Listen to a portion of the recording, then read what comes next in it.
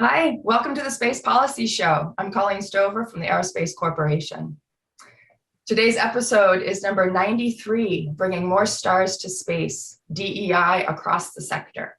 We've got three great guests lined up for today's discussion. We've got Neela Rajendra from NASA's Jet Propulsion Laboratory. Thanks for being here, Neela. It's so great to be here. Thanks so much for having me. We've also got Via Van Liew from Aerospace Corporation. Welcome back, Via. Thank you. And we've also got Aili Kujawa from Johns Hopkins University Applied Physics Lab. Welcome. Thank you very much. Thanks for the invitation. Yeah. So today, I wanted to kind of start off with a question to each of you. I'm going to start with Neela and kind of go down the line here. But what got you into the field of diversity, equity, and inclusion? Did you have some sort of aha moment, or did you just kind of naturally fall into it? A little bit of both. So I grew up in Wilmington, North Carolina, and was often the only person of color in the room. And that automatically made me attune to issues of diversity, even though I didn't know that it was a field at the time. I was little, but it's really driven my thinking throughout my professional career. And often it came up in my work without it being a specific focus, but it was always an awareness. And then in 2016, I had the opportunity to launch an organization that specifically focused in this work out of the University of Chicago's economics department that brought together behavioral science researchers and leaders in diversity, equity, and inclusion, like the amazing women gathered here today. To take, and it was really driven by this realization that, one, there's a lot of really great research out there that doesn't necessarily always get into the hands of practitioners. And it's not always written or packaged in a way that's accessible and actionable. So, and then two, there's so much that we still don't know from an evidence-based perspective about what are effective, specific, actionable interventions that can be taken to actually move the needle in a way that where we know A actually causes B. And so the second part of that work was to form research collaborations between organizations and these researchers to advance the science, but in a way that really helped organizations thrive. And so that's when I really focused my career exclusively on this work. And then, when JPL came knocking, there was no way I could say no. Yeah, well, we're gonna dive into some of that you're talking about now. But the idea of numbers being involved in this game appeals to both economists and scientists and engineers. They love numbers, so yeah, really making it reality. So, how about you, Via? When I was first, introduced to discrimination, I was a manager working for a temporary agency, and some of our clients would, make a request for a certain type of job candidate. And so they were looking for a front office person to, be able to answer the phones. And when I asked what skills, you need for this person to have, their preference was they wanted a white female with blue eyes and blonde hair. And, I was, taken back by it.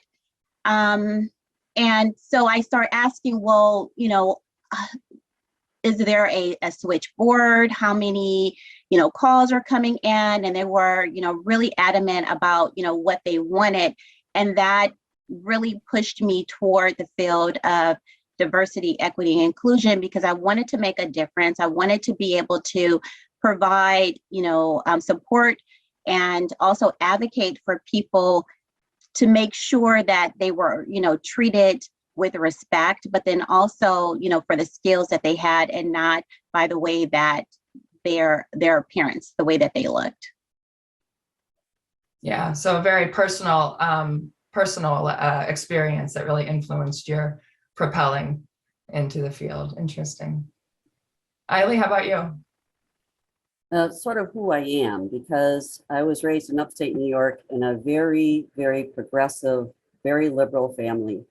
And fairness and equity have always been huge hot buttons for me. And so when I came to work for APL, I quickly became in a role where I had a lot of purview over the organization. And I was the first female executive. And so I was used to it being very male dominated. Now we're talking about engineering. So back then, and we're talking a very long time ago, back then it was like that. And so I just inherently, because I was running the HR department, started putting things in place, all of our processes, practices, everything to make sure that we had both fairness and equity embedded in everything. And then, and this was way before DE&I started really being talked about. And then back in 1999, I actually started a group of people that were the executives of the organization to take on the role of making sure that APL as a whole was supporting diversity, equity, and inclusion. And so with that group of executives, we were able to put so many things in place that's really what it got, how we got started, and the really dedicated work that we've been doing since '99. Yeah, well, great. That's, I mean, yeah, 22 years ago they did that, or you propelled that into being something. That's cool. Luckily, I had leadership that was very supportive of that. So. Right, which of course speaks to some of the stuff that we're going to get into today in terms of the support of the allyship with leaders and across horizontally as well. So thank you. You guys have a variety of backgrounds and experiences that brought you into this, and so I'm excited about that. There's only 3 of you. There's 1 of me. In fact, all of you are chiefs, right? Chief officers at their respective organizations. So I want to hear from you the most. But before we do, I want to define some terms. So the terms being diversity, equity, and inclusion. And so for our audience, Neela, I'm going to start with you. And you guys, the other 2, feel free to jump on to what she's saying if you want to expand on something. But Neela, what does diversity mean to you? When I think about diversity, so first of all, it's hard for me to define one without defining the others, but I will try. Diversity is really in terms of representation. So our organizations really working hard to ensure that they're pulling in the best talent possible, regardless of identity. And are they working towards ensuring that the representation of their organization reflects the body of their choosing, whether it's the United States, their state, depending on where they're drawing their population from, but that there is an intentionality behind ensuring that the pool of candidates that you're selecting from does have that representation, and then your workforce also continues to have that representation, so that your managers, your senior leaders, your mid-level leaders, consistently from a gender perspective, other social identities, so that you're ensuring that you're getting the best talent possible. I'd love to hear others' definitions too. Yeah.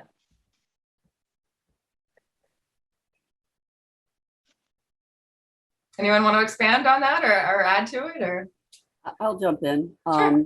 We actually went through a process in about 2016. We did a design thinking session where we invited in affinity group members to help us put together our definitions for diversity and inclusion.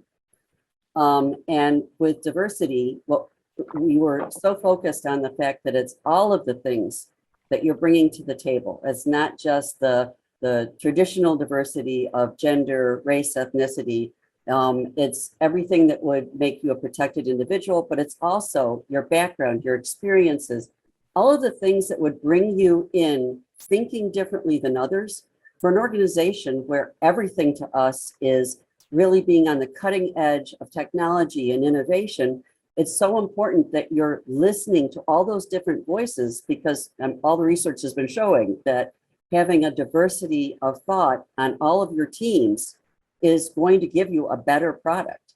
So we've taken into consideration all of the different things that bring somebody to a team that could be different, where you went to school, where you worked before, as well as all of the traditional things.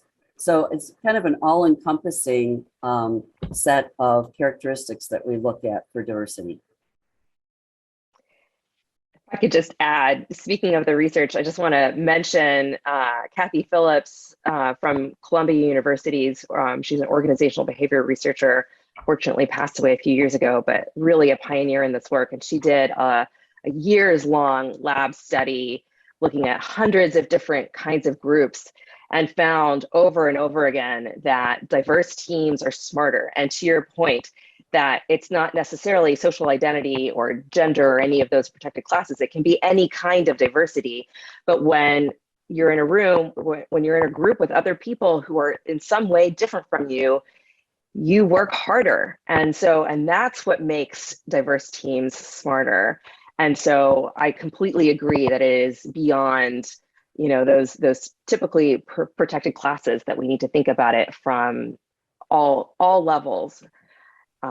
So yeah, just wanted to. And Neela, I'm so glad you brought her up, because we actually were lucky enough to have her come speak at APL. We'd already been, this is how we've been focused on diversity, but that also really was our kickstart with how important inclusion really was to anything you're trying to do. When you do all of your work on teams, you have to make sure you're listening to all those voices. And it may make the team harder to manage. It may make it seem harder for the members that are part of it, but you come up with so much better creativity and better products that it's so worth it. And so we've been living by that. That's fantastic. Yeah, and I completely agree, because, diversity is about having representation of people with a variety of different identities, background, and perspectives. So, I, agree with what the perspectives on, diversity, but then, also, diversity, equity, and inclusion, they're all related. Like, we need all three to really be successful on this front and create the workforce that we're aspiring to. Because, diversity is important, but if it doesn't mean as much if you're only bringing diverse individuals into a space that isn't inclusive or doesn't treat them equitable. So definitely you need all three. Yeah, that's good. It's I want to move on to the equity question as well, and I will I'll go to you, Aili, but I do want to make a point that I feel like the companies nowadays, they're not necessarily counting their diversity numbers by counting how many Catholics and Protestants they have, right? There's actually things, or how many, even the schools that people graduated from, but there are other kind of, whether you call them protected classes, other metrics that are being used to really measure the success of an organization's diversity. So I don't want to move away from that too far, but studies have definitely shown time after time. We're over that question now. We already know that diversity makes a better team and it's more successful, right? So yeah. But the equity question, Aili, did you want to say something else? Well, I was just gonna say, Via is absolutely right. You have to have all three, because in order to bring all of those individuals together and actually create the opportunity for everyone to build something wonderful together, they have to have not just the diversity of thought and the opportunity to be heard, but they all have to have the opportunity to be there. And that's where equity comes in, because equity isn't just fairness. Fairness is incredibly important.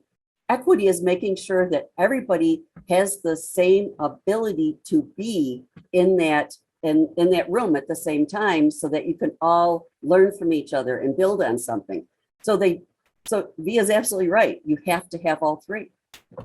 Right. The way I've heard it explained is, equality is about everyone getting the same thing, and equity is about everyone getting what they need to be successful. Exactly.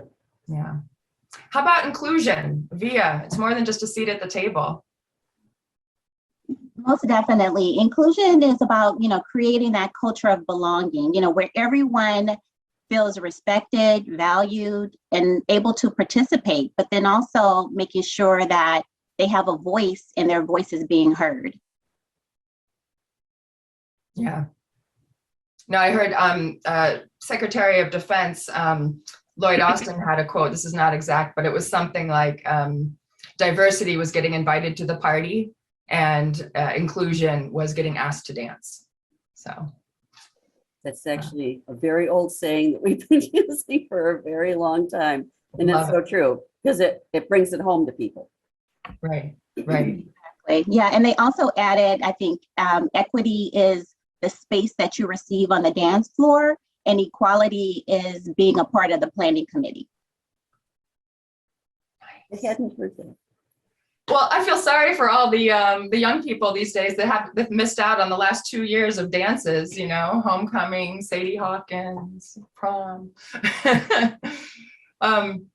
Yeah. If I could just add to the conversation about inclusion, at JPL, inclusion has become a core value at JPL, which I'm thrilled about. And it's really driving, we're in the process of developing a strategic plan for diversity, equity, and inclusion. And it's really at the core of our theory of change.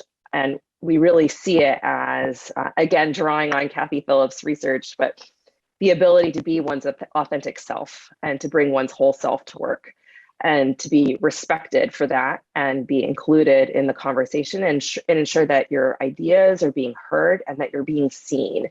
And that, I think, is for us really critical because, as I'm sure all of you experience in your teams, there's some really stressful, extreme deadline situations, and it's easy to say, oh, we're just going to move at a super fast pace, despite the fact that that means some people might be left behind.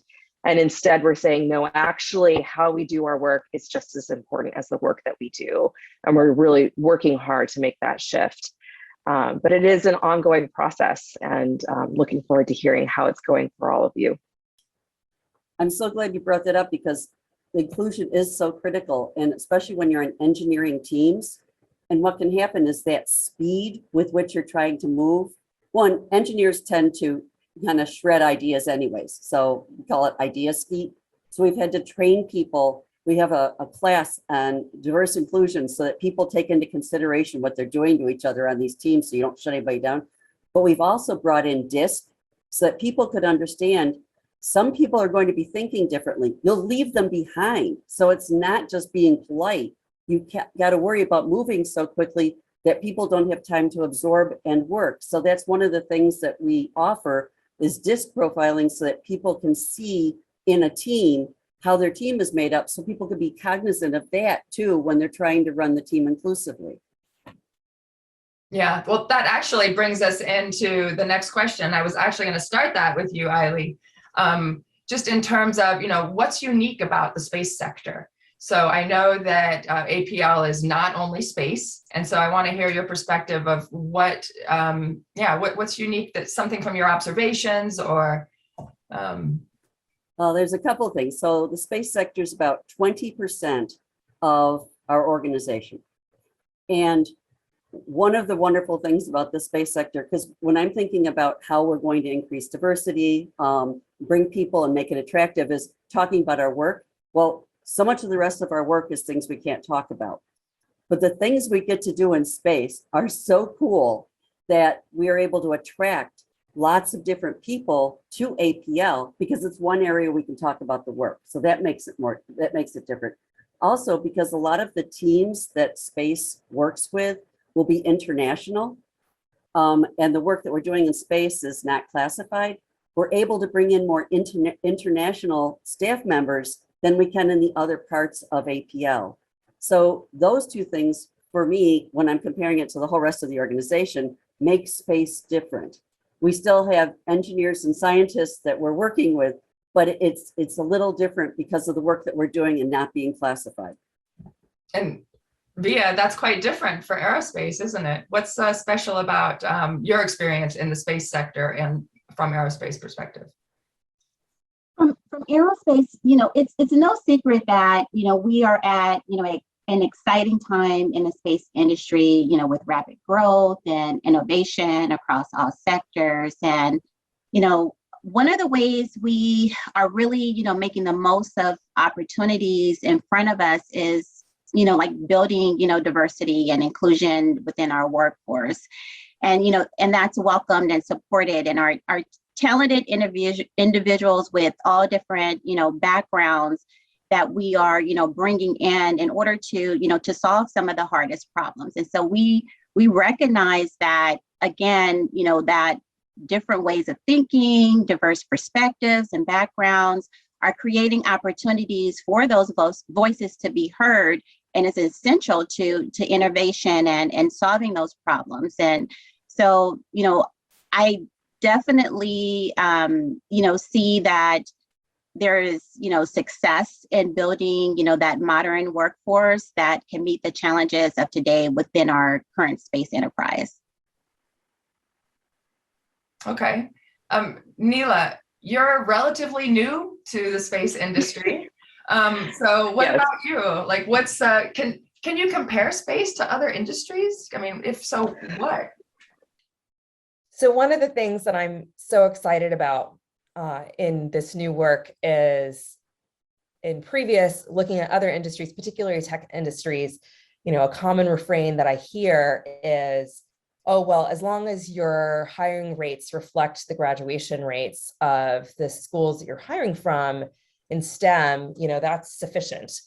And what's so awesome about the Diversity, Equity, and Inclusion Pledge that Aerospace led and that JPL is such a proud signatory of is that not only are we looking at the rates of progress from across the industry for diverse tech members and leaders, but we're also taking a look at how can we actually support the education system such that we're actually increasing the number of underrepresented groups getting degrees in STEM and looking at it holistically from across K through 12 and making a commitment as an industry to say it is insufficient for us to rest our laurels on the work that the universities are doing to graduate more underrepresented groups. No, we're committing to increasing that and making STEM careers possible for all Americans, not just the ones who are privileged to go to,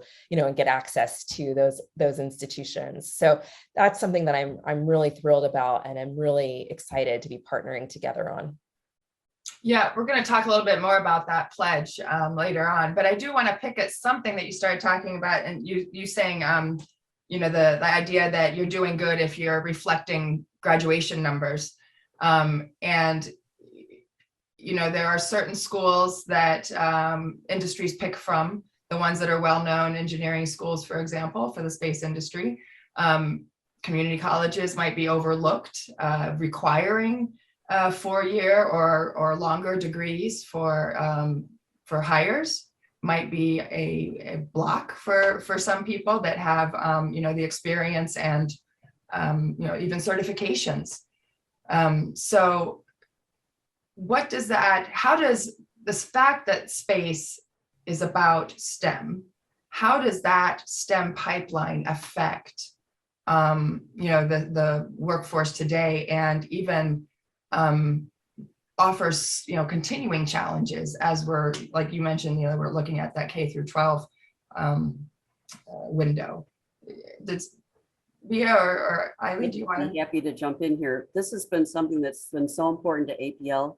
Back in 1975, we were one of the first organizations to get involved with Maryland Mesa, and the GEM program, Maryland Math, Engineering, Science, and Achievement.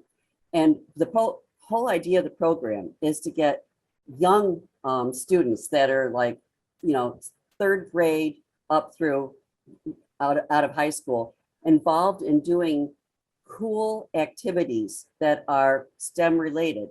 So you can get that spark in their eye so that they want to pursue a STEM education.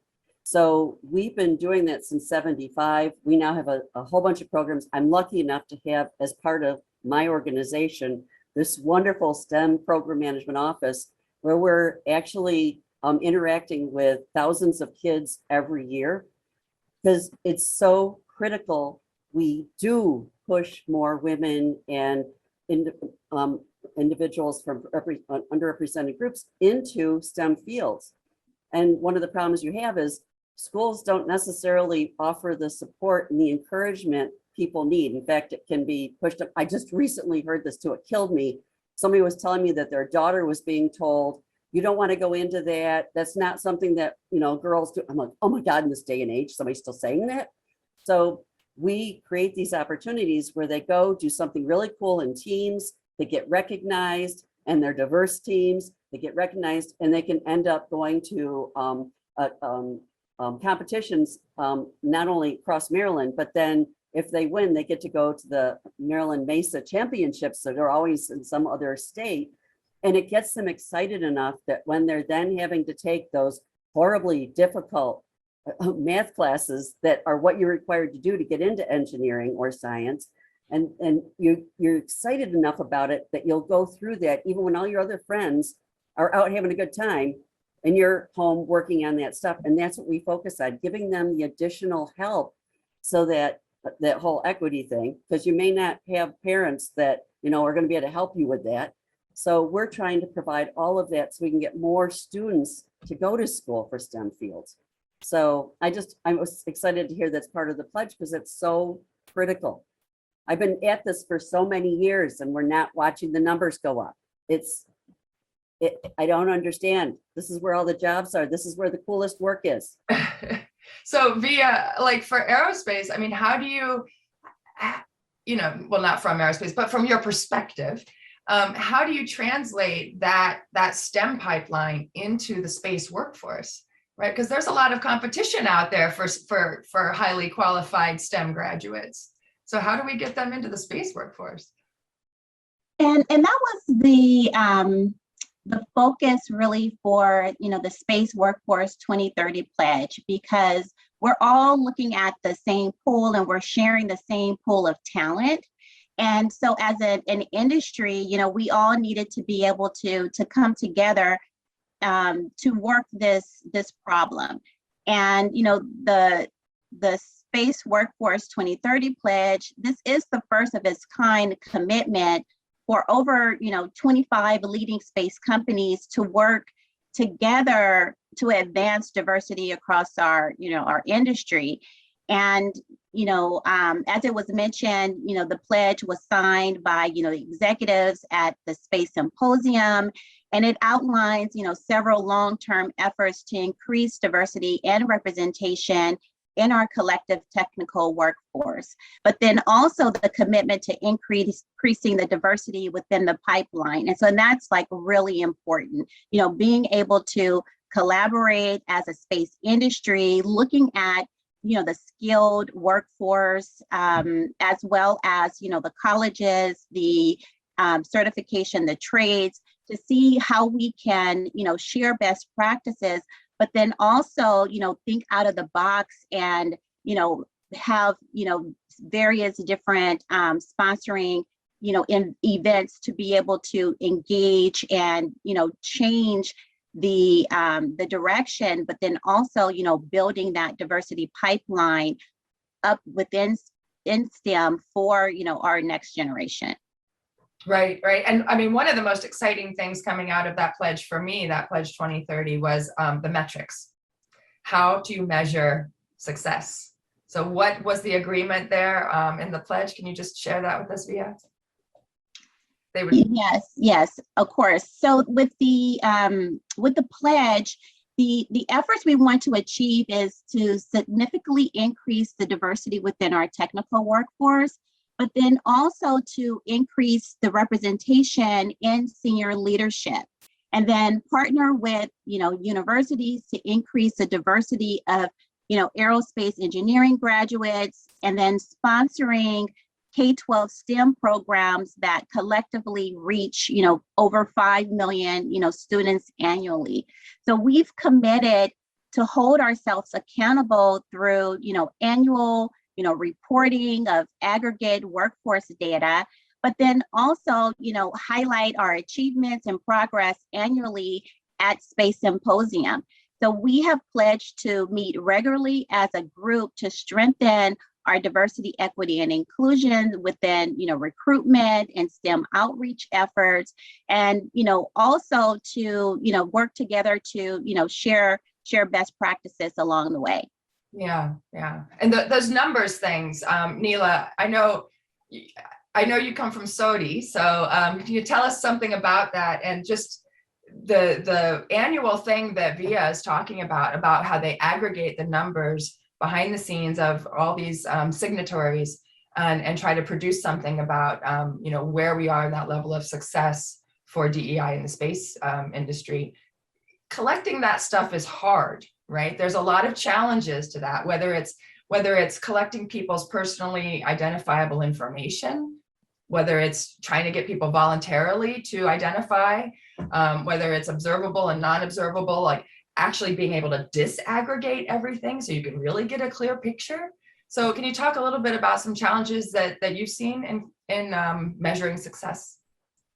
Yeah, across all organizations, these conversations are happening, this balance between the need for data to really drive our decisions and to provide the evidence that we need to uncover root cause issues in our organizations. And then, the need to protect privacy of individuals, as well as protect the organization. And so how we answer that question is still up for debate. I think the industry of diversity, equity, and inclusion, those conversations are happening. The Markula Center from Santa Clara University, I think, is doing a really great job of leading the conversation around from an ethical perspective. What is our ethical obligation from a diversity, equity, and inclusion perspective to both highlight and hold ourselves accountable to what's going on in our organizations, while still also our ethical obligations to protecting individuals' privacy. But it's through forums like these that we'll start to begin to come to some sort of best practices or norms as an industry, I think, so that we can say, okay, here are the parameters where we feel like, this is really going to advance our industry while still protecting individual corporations as well as individuals' privacy. And I'm really excited about this forum because the potential for discovery, for scientific discovery in that data set is extraordinary.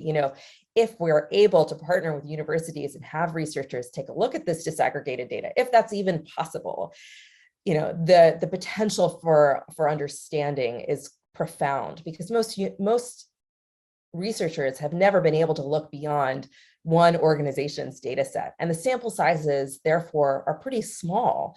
And so if we can actually pull this off and do it in a way that allows us to really uncover some tremendous insights, the impact that it's going to have on the field of diversity, equity, and inclusion in terms of really being able to understand what's going on with issues like why women aren't being promoted at the same rate as men across our industry. That's a question that all organizations are struggling with.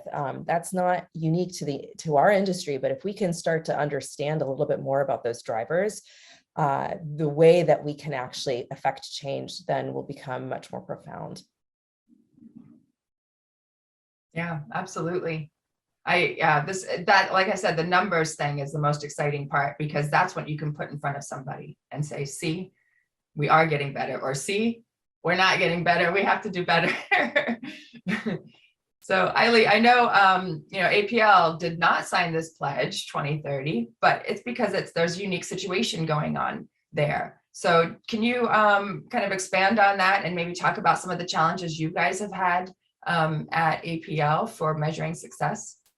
Well, actually, long ago, I learned if I wanted to have any impact in this realm at all, in an organization of engineers mostly, and then some scientists, was I had to have data on everything. I mean, you have to work the same way the engineers and scientists do. You have to make your case. So we've been tracking and doing analysis on data for so long that I'm used to having it available at my fingertips. So that has uncovered for us a number of things that we've then been able to put initiatives in place.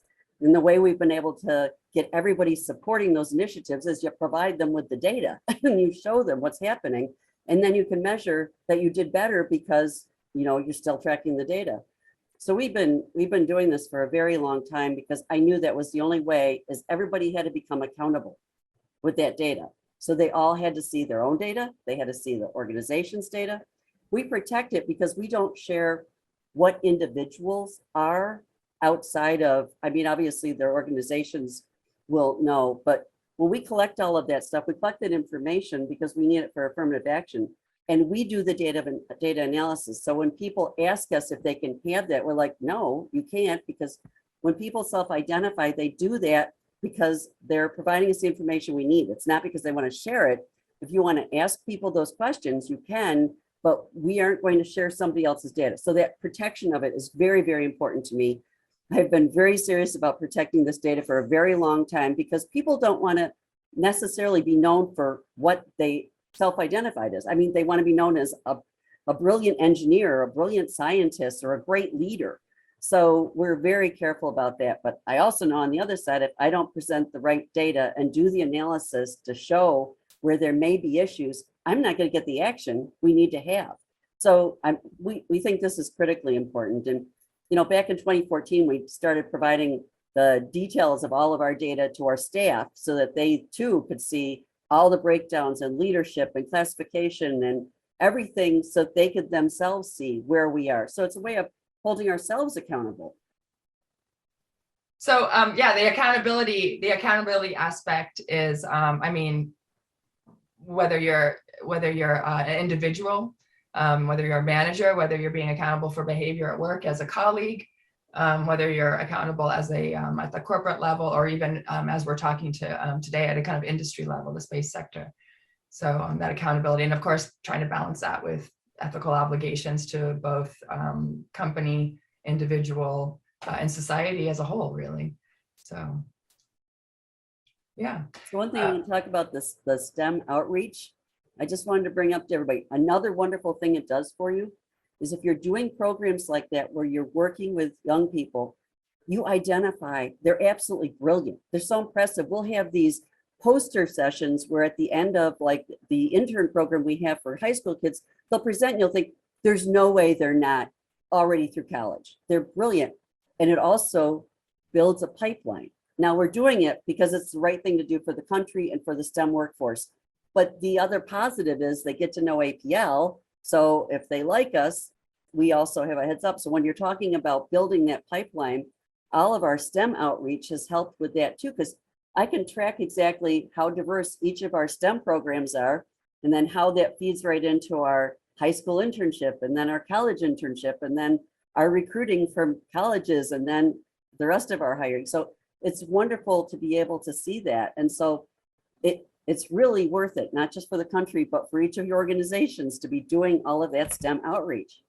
Absolutely. If I could, JPL has, I mean, again, I'm still learning about all of the amazing programs that JPL does in terms of its outreach, since I'm still in my 9th month at JPL. But from my understanding, the education office has done a tremendous amount of work, and it creating opportunities for all young people, K through 12, and internship programs. We have a minority serving institutions internship program specifically, and the opportunity to spark that kind of inspiration to be able to come onto campus to compete in a robotics competition. All of those kinds of opportunities really endeavor to inspire and role model, I think, is something that is so critically important. If young people can see themselves in that career, they're so much more likely to pursue it. And I have a friend who their son participated in one of JPL's open tour days. When he was young, they drove down from San Francisco to participate. He was so inspired. He decided he wanted to go into robotics. He's now going to WPI. He's going to be starting as a freshman, and his dream job is to work at JPL. And you know, it's those kinds of stories that just make all this work worth it. Yeah, I completely agree.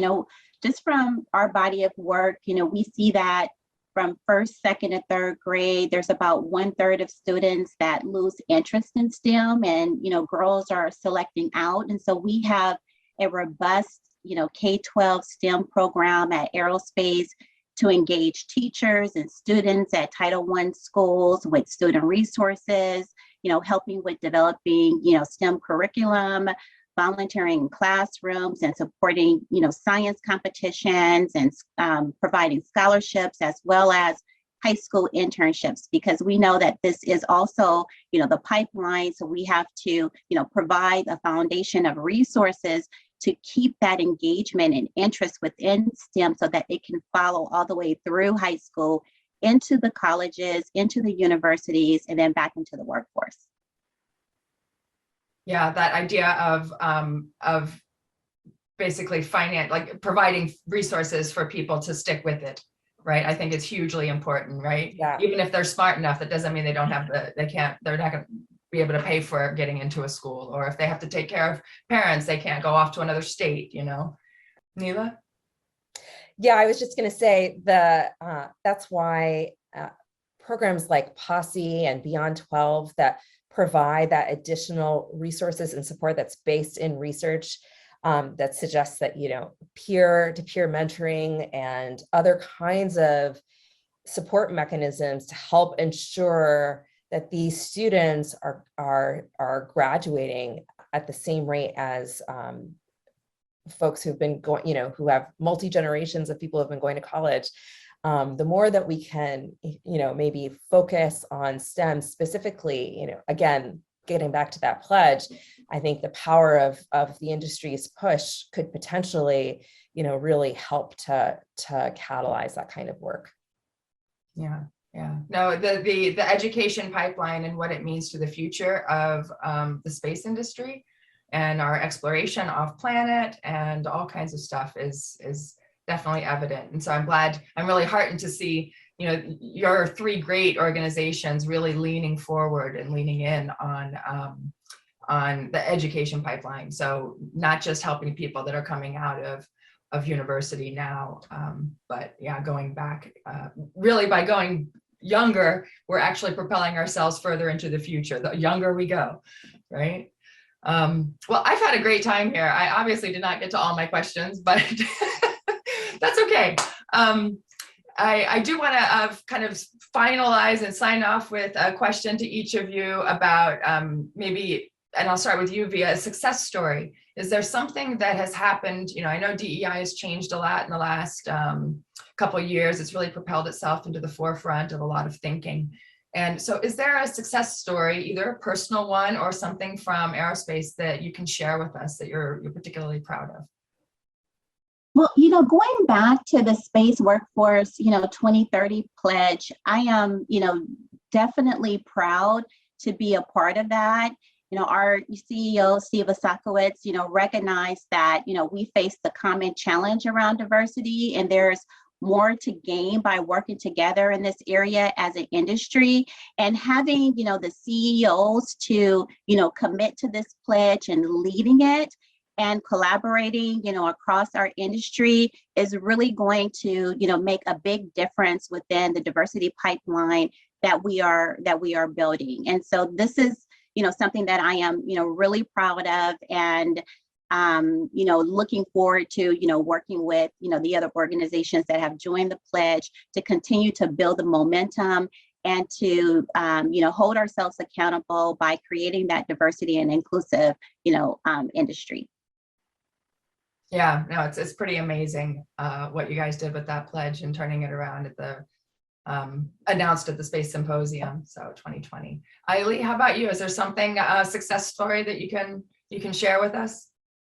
Well, One of the things that I'm really happy to see is for many years, DE&I work was something that was more done centrally. I mean, I had all the executives involved and it was sort of done, this central push and focus on it. And what I knew needed to happen is it had to stop being this thing unto itself. It needed to get embedded in everything we did. So it became this normal way of everybody thinking. And what we've now seen in the last couple of years is every single one of our organizational units, everybody calls them different things. And in our organization, it's sectors or departments, there are large units. They now each have their own DE&I team, and they come up with an annual strategy where they're working on things that are specific to their organization. I mean, we always did this from the top. We did it from the executives down. I did it in the groups that I was running. But now each department sector is doing that and holding themselves accountable to what they set out to do. And I actually put all of these together and then we make it available to the whole lab. So again, we're holding ourselves accountable to everybody, but it's embedded in every single organization now. So there's so many people working this now. So it's not like this group that's doing it, it's now everybody. And I can't tell you how wonderful that is to see that, because that's when you know you're making real change and you have the biggest impact, because when everybody's part of it, it takes a village, it does. So I'm pretty excited about that. Definitely that bottom up thing. There's a lot more sticking power too. All right. Nice. Neela, how about you? Yeah. So thinking about that, those themes of accountability and trust, there was a recent study done out of Stanford that was looking at the fact that job seekers are now willing to take a wage cut as much as $1,000 to work for an organization that has a diverse employee base. And so I'm really excited that JPL now includes demographic data in its annual report because one, it ensures accountability with its employees, but two, it's showing job seekers, this is important to us. And we're working towards this, and we're going to show our progress, and we're going to make that public. And so that commitment, again, also signing the pledge of this kind of accountability is a trend across, I think, not just STEM fields, but many industries. And I think that this aerospace industry is leading that effort, is hugely successful for us, and I think something that we can all be proud of. And I'm particularly proud of JPL in participating in that. Well, thank you guys very much for being here. I really appreciated the conversation, and we've asked some hard questions, and I'm glad to see that as an industry it's being addressed, and as an individual organization going down to the sector or directorate level in some cases. So thank you very much. And I want to say thank you to James Liggins, our technical director, and Jordan Bingham is our program coordinator. You can always find us on Twitter at #TheSpacePolicyShow. And of course, go to our website where you can watch or listen to any of our past episodes. So thank you guys again for being here.